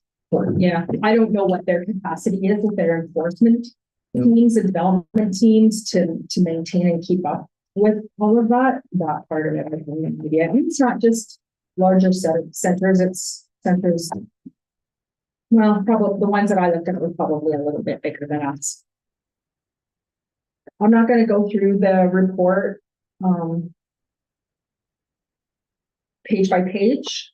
You were involved in all of this, all of this. It's just a high level summary review. This part I thought was quite interesting. We did 6 different press releases. 12,360 mailboxes would have received information on this. We included it in with the utility bills. We have 1,300 utility accounts in Hanna, so over 1,300 people. It was included on the community event calendar.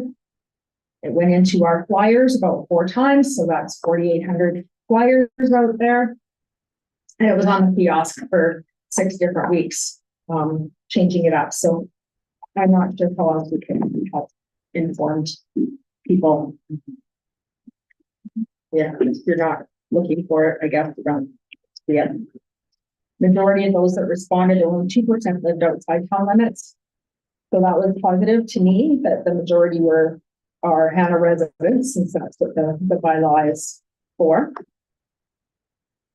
And then they questions are, I'm sure you've read the report, kind of laid out and shows you what people were concerned about and what they wanted. So I will be doing a release in the coming days to summarize this and council's motion or decision tonight. what that decision will be to let the public know and provide. Yes, the results are on our website. They're within the meeting package, which is 135 pages. So I will provide this report separate from me on that. CA flood animal death control section on our website, which is dedicated to the project. Good. Any questions before? More questions?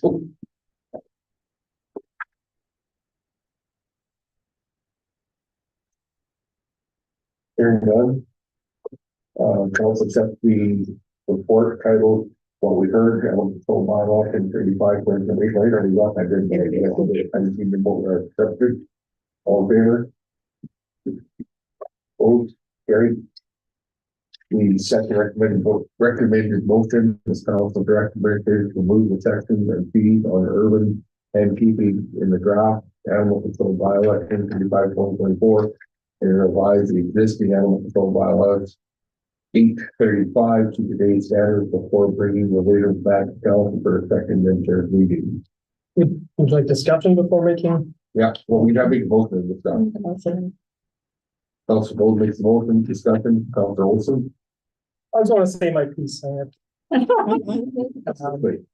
I go through all of it and over the last several years, I always go through and some things I feel or I think, and I try to find facts behind all of it. I looked at lots of communities that have it, smaller ones like there's Choku's, Black Falls, Innisfail. They're not all Calgary, Edmonton, Victoria that have these. Even Edmonton, when they started, they did 15 licenses, but 2 years to get to 50. The reason these work is every bylaw is very similar. Tracy's picked out most of it. They're front heavy. You know, you compare the cat. Everyone talks about cats running loose. A chicken, it's going to you get a cat for free most of the time, and it's going to survive. A chicken's going to cost you $500, $600, $700 to get built properly to do a coop. You know how much wood costs. Like the chicken. No. We'll go there next. Doesn't live very long. But to get that, it's the front heavy. You have to make an investment.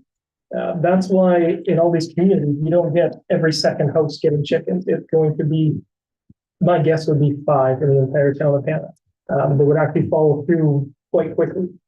You register your land with the province. That's a several-month procedure. You do your training on it, whether there's a specific course. I mean, there's time investment. There's time to continue it after. So it's not similar to chicken or to cats and dogs where you just get them and you live in your house. There's effort, there's work. So many people seem to think this is really cutting edge and it's, you know, new in the province for Hanna. There is dozens of communities, small, large that have this. Reached out to several of them. I've talked to somebody that has chickens next door. They don't smell when they're full of them. Again, you have to look after them. They're closer to your house than generally on a farm, so you care about the smell of them in your own house. It's a different thing than what people seem to have pictured when they think of little chickens on their farm. Have any of these communities had, I'm going to use the term, black market chicken coops?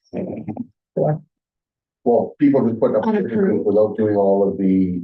Well, I don't know what I mean, Like, I could go and do that. So unapproved, they think it would be but rather than- bylaw wouldn't make a difference. It wouldn't take. But have they had any problem? Make a phone call on it. I haven't seen anything. Just looking around on forums. On the chat, he says, The one interesting thing to throw an economic spin off on it. In Old, there's now a person that builds chicken coops, drops it off in the spring. You get your chickens. He comes and picks it up when winter hits. They don't have to deal with it. Take your chickens to the coop. The whole potential industry would be life changing for so many people. Yeah. That's my piece. no, thanks for the research and background work. Any other questions? I support what you said as far as the number. I would be surprised to think that we would have 5 active people and go through all of the background work and everything.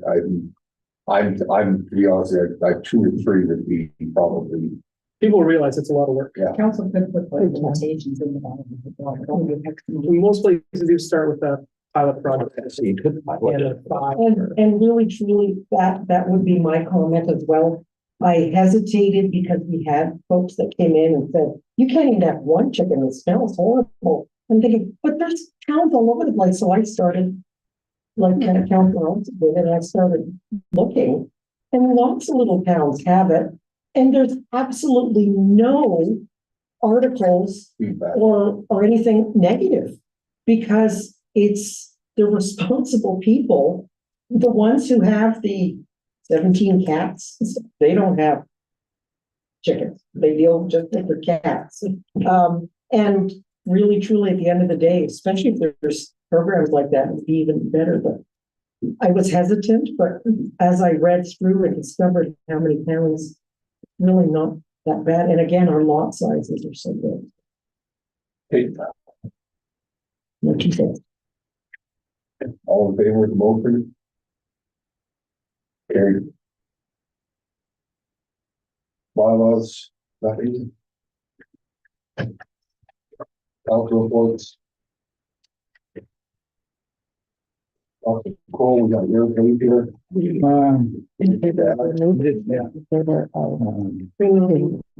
The Vets Memorial Highway Association is, on October the 25th, 24, and it's in Lackadish, Legion Hall, 11 o'clock. Just got this notice on Friday that we were getting Hanna meeting Friday, October the 18th at 8:30 a.m. and to be held in the clinic's boardroom. Big Country Waste Management Commission is December the 11th at 7 p.m. in the special areas boardroom, Youngstown. How is the local group doing, Councilor Fuller? Oh, good. We had our kickoff last week, I mean, and we only ran from 11 till noon. And then we shut down for an hour and a half, had lunch and presentation, and stuff like that. And then we went back on the route, and I probably had 14 people come out of the hot lunch and Hop on the bus. and got on the bus. That's wonderful. And all we wanted to do was make the loop. Oh, They didn't have to go anywhere particular. They just wanted to make the loop, you know? And it was amazing. It was really good. And for regular, or not regular, but people that we did pick up at certain stops, probably about 7. And so, yeah, it was really good. I can see some businesses advertising that they are stops now as well. Yeah. Kind of a need. it's gonna take a bit, but it'll get better. Oh, yeah. And once winter comes, I mean, it's gonna definitely pick up, you know. Council, Are you done? I don't have much, except that, I did think that it was a requirement that we had to submit a report. And that if we're submitting reports, it would be nice to get some information back from some of the committees that councillors are attending. And attendance is fine, but, you know, none of us know anything unless you bring it forward to council. I think that's important to share some of the information you have with the rest of us, so that we're all kind of in the loop as to what's going on in those committees that we are not privileged to be appointed to. So, yeah, and I probably submit too much, I'm sorry, but stuff I felt was important that I wanted to share. I am a bit wordy, but it is nice to hear back from some of the committees. Council, The only thing, and Mr. Mold did allude to this, but I did attend the Hanna Fire Department Awards Night last week, which was the first time ever, and I thought it was very valuable and really appreciated being a part of the celebration of to celebrate the awardees, but not only the awardees, but the fire department as a whole.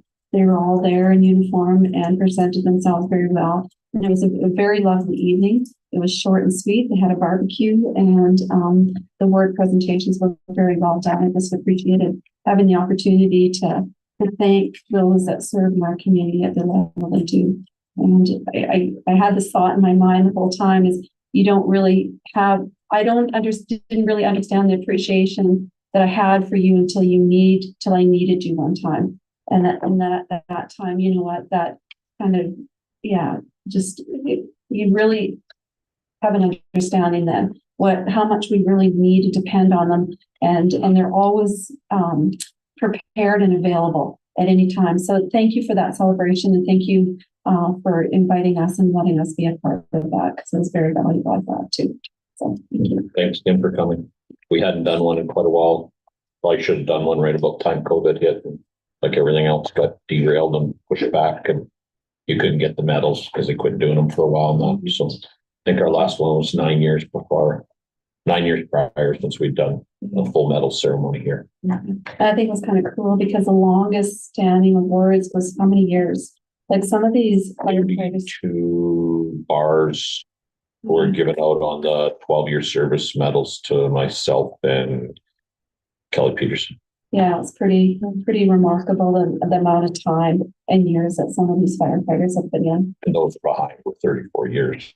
Like we're already 2 years past that, right? So, Awesome. you know, like Thank Brent you. got his 22, and your 22 would have been on a few years back, like 18. Yeah, I'm 28 years in. Yeah, you're 28, so he's only 4 years off of his next bar. Like we had a lot of cleaning up to do because of not having done it for 9 years. And like I said, that night, even when we did it 9 years ago, myself and Kelly and Murray Orr at that time would have got 22-year bars. They didn't have them available.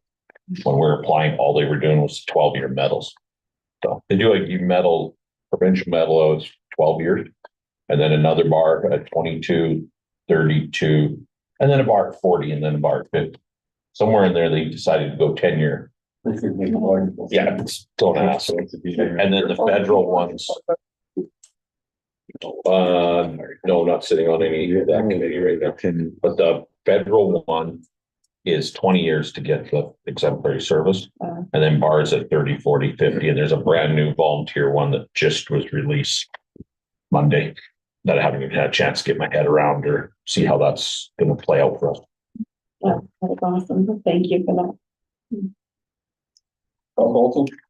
I just a minute, Council Warwick's thoughts on that awards night was cool too. It felt prestigious. Everybody dressed up. There was that's a family, right? There's joking, there's teasing everybody, there's emotion. It was really cool. It was fun. Glad I made it to that. For other highlights on here, Palliser, the AGM will be coming up in later November, so we'll be able to go out. We'll send it out to everybody. MPC knows we appointed a member, and I know it's always hard to get members to apply. So obviously everybody knows how cool and fun MPC is because we had 2 applicants for 1 position. So that was exciting. Yeah, we'll have a golf course meeting coming up. Kind of close off the year. The AGM for that will probably be later in October, early November. Kind of recap everything that went for that. That's all I have. First, I completely agree with you, Councillor Bowden, that I should be doing a report every time. And by the time I realize I'm supposed to do it, it's too late. And, but I totally agree with you. I will try harder to make sure I have a report, not only for the council members, but for the public who get access to it. This last month has been ridiculously busy. I did 3 days of the rummage sale. I volunteered, me and Vern were kicking butt in the back, developed an incredible cesspool of bugs through all of that. And that's first I have my voice. I had no voice after coming back from Red Deer. That was it. I did Marigold in Strathmore on Thursday, last week. I believe it was Thursday or Saturday. So that was really good. And then I had an interview in Oyen, so I missed your dinner event, which would have been lovely, but this was really helpful. I attended that. And next month will be crazy busy. Just like this. Okay, Harold.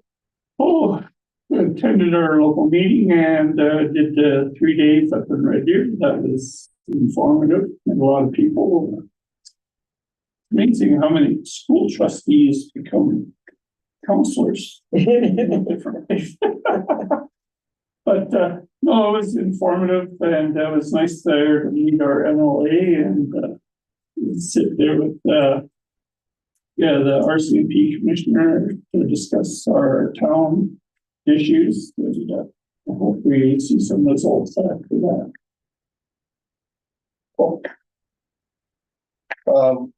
Fairly busy. We had, Matthew and I attended the fall registration fair, which was down at Community Showcase. I like it a lot better, the format that it is now versus the registration fair. It's not just simply, a group looking for new people. It's, more informative, surroundings. So that was a positive. Matthew got to meet a whole bunch of people, got signed up for a bunch of stuff, but he probably was wondering what the heck did I step in. Again, we did the chili cook-off with the, for the HEB, lots of fun there. I did the, private interviews with the rodeo queen, two young ladies we had, both phenomenal. One of the contestants had partook in the past, and she was very, I'm gonna say, rough the first go around. She was very refined and polished the second time. So she has improved immensely as a speaker. That was awesome to do. On the 14th, I took in a fighting contest at the Hanna Chamber, or sorry, the Hanna Chrysler. I am proud to announce I represented Mr. Champion well. But I think probably up the road was not very pleasant. I did come home with the grand champion for that. We had Henry Kruger in Youngstown. We replaced the backup generator, the lift station at the south end. A cost of about $125,000 so far. The engine that we replaced had approximately 120 hours on it. It was about 12 years ago. It had a catastrophic failure. The engine that was in place, as near as we can figure, the oil pump failed on it, causing the failure. So, not a very happy, not a very happy day, but we got it done. So that's the main thing. Did another couple of photo ops for the Slim Jim and curb appeal. That worked out rather well. Alberta meetings, again, some very informative sessions. As we said, we met with the other committee. We have some crime reduction ideas. Some interesting conversations there. The resolutions are very frustrating for me, and the fact that we sit there and we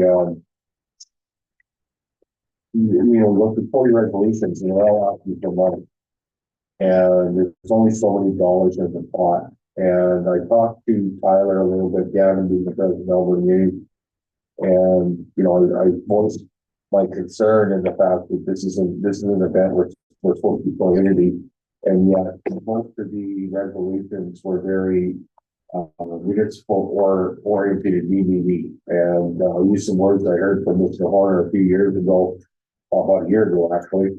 Whose cookies do you want to eat? There's only so many cookies in the bag, and it's very frustrating to listen to the various communities worrying about things that are important to them, but forgetting about what's going on with the communities.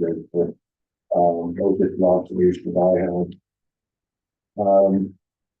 On the 19th, we went down to Red Deer. I learned a whole bunch about the Adderley Dam project. This is a project that's been going on for almost 100 years. I thought it was something new and exciting that we started on our own, and we found some reports back from the early 1900s. I believe it was 1920 plan. On a positive note, we've actually got $5 million to go ahead with an RFP for some engineering and stuff on the project. So it's going to come to fruition, I think. As anything, it's approximately $1.2 billion to do it. That's our ballpark estimate. I made a comment about that, so we have to what it's gonna cost to green line in Calgary and got quite a giggle out of that, but I was the only one to see the humor in that, so was very careful with that one. And then moving on to what day was that? We did the bus, hop on, hop off. That was actually really informative. The neat part about that was it's the first time I've gone there on a Wednesday. And to see how that project rolls out is pretty impressive. It's a little disheartening, but it makes me very proud to see what we can do on a very volunteer basis. You know, they've got food, they got sandwiches, they got crackers, they got potato chips, and pot. They've got basically I'm going to call it food hamper. They help you soft tunes or something you need. There's a rack of coats there, which I donated after seeing it. I donated after the coats in my basement because I've never been aware of for obvious reasons. I maybe have something a little easier than it once was. But yeah, just to see it, you know, and nobody judging anyone. That was kind of the neat part of it. Had a conversation with a couple people about wheelchair accessibility. And just, you know, it's kind of neat to go and just have that conversation, an open conversation, for lack of a better term. And so kind of wide open that way as to what we can do if we really put our mind to it. Listening to a lot of the problems that we're having with homelessness. It's not only a Hanna problem. It's not Oyen has the constant, the Canadian has the Center has a whack and from area, but Red Deer has got approximately 330 homeless people in other dealing. And so, yes, we have, but we're trying. And there are places for these people to go, and we're doing the best we can. The strange part of it is that I've had a conversation with two different people who are homeless in our community, and they reassure me that they're safe here. And so it kind of gives me I don't know if it's a warm fuzzy or a very confused, when they can go to Calgary or Red Deer or Lethbridge and Medicine Hat, where they actually have a shelter that they can go to and be protected. And they come back here and tell me they're safe. So yeah, it's not a perfect world we live in by far. I think we can keep trying to do what we can do. And I'd like to commend what the estimates out to the links and the rest of the group to support as much as we do. And that's all I got. So anything else on the round table? Hearing nothing, motion, nothing voting, all in favor? Carried. Correspondence. Anything that tickles anybody's fancy? Can I just mention something? Yeah. The Hanna Chamber of Commerce Business Awards is Thursday, October 24th, and their tickets are available, and they close on October the 17th. So if you're interested, there will be a meal and entertainment and a nice event. So Karen Miller is doing the food, and there is a comedian that is the entertainment. So and it is at the community center. So there are several places you get tickets. It'd be nice to be able to support this because they're recognizing business awards within our local businesses. And also, I just did want to mention that Harvest Sky did relocate to the provincial building under Links. And as a result, then there is space available for rent in that spot across. Yeah. So that was all I had. I just want to confirm, I think Winona, you sent out, you asked who wanted to be, yeah, I think there was an email that was sent to all of us for correspondence, and you were supposed to reply back to Winona, whether you wanted to participate or not in that business award. The RCMP have been busy. They've gotten a couple of, good charges. One is possession for the purpose of, and one to break and enter, so charges are, one that's still in country, but they've been busy in town. Middle-aged man, I'm just shaking my head.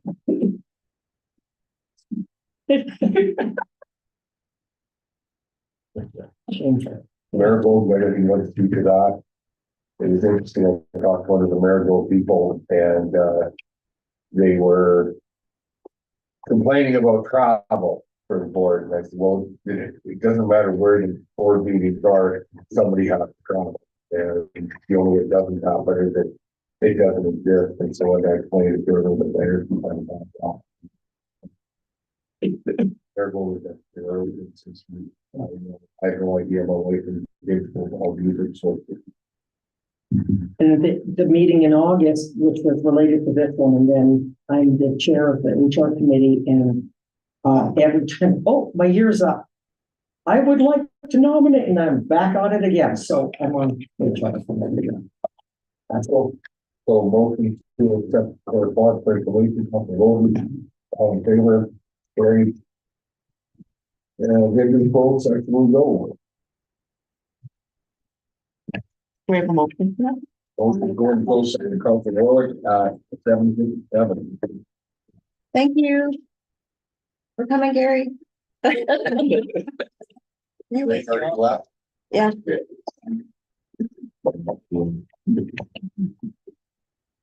And.